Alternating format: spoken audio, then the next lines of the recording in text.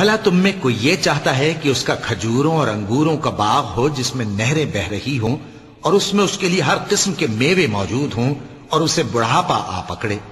اور اس کے ننھے ننھے بچے بھی ہوں تو ناگہاں اس باغ پر آگ کا بھرا ہوا بگولا چلے پس وہ جل جائے؟ اس طرح اللہ تم سے اپنی آیتیں کھول کھول کر بیان فرماتا ہے تاکہ تم سوچو اور سمجھو۔ مومنو، جو پاکیزہ اور عمدہ مال تم کماتے ہو اور جو چیزیں ہم تمہارے لیے زمین سے نکالتے ہیں ان میں سے اللہ کی راہ میں بھی خرچ کرو، اور بری اور ناپاک چیزیں دینے کا قصد نہ کرنا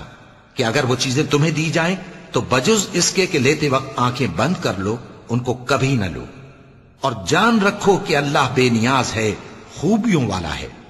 شیطان تمہیں تنگ دستی کا خوف دلاتا اور بے حیائی کے کام کرنے کو کہتا ہے،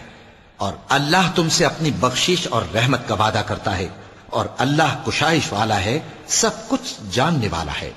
وہ جس کو چاہتا ہے دانائی بخشتا ہے، اور جس کو دانائی ملی بے شک اس کو بڑی نعمت ملی۔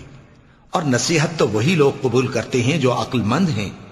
اور تم اللہ کی راہ میں جس طرح کا خرچ کرو یا کوئی نذر مانو اللہ اس کو جانتا ہے، اور ظالموں کا کوئی مددگار نہ ہوگا۔